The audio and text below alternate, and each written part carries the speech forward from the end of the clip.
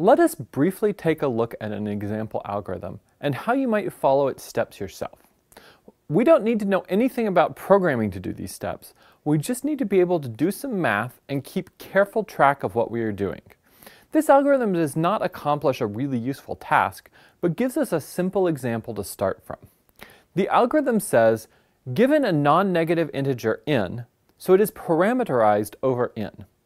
We need a value of n to actually do these steps, so let's pick n equals 2. We're also going to want a place to write down the output that the algorithm produces. That is, everything that we are told to write down, we will write in this output box.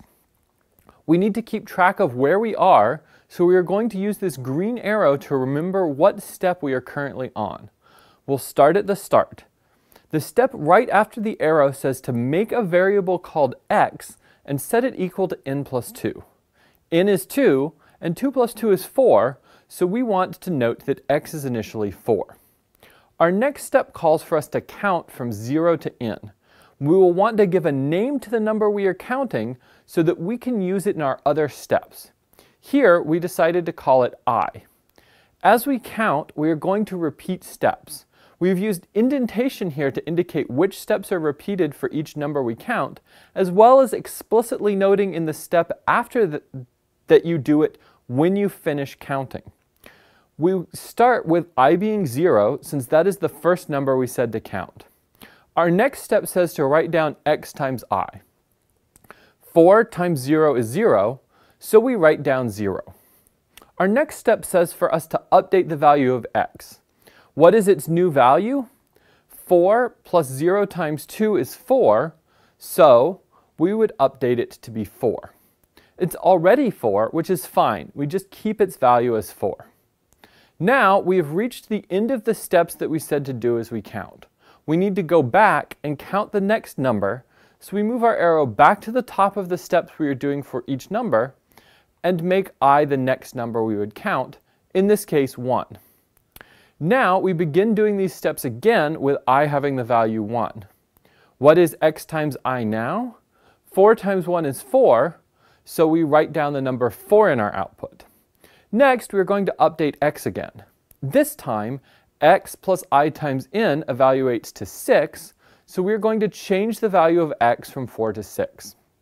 We've again reached the end of our repeated steps, so we need to count our next number. We go back to the top, and then count our next value, which is 2, and make that the value of I. We said to count from 0 to n, and n is 2. So are we done counting? In these steps, we said to include both n's, so we are going to do these steps when I has the value 2. So we go in and do the repeated steps one more time. Now, x times I has the value 12, so we write down 12 in our output, and we go to the next step. Our next step says to update the value of x again.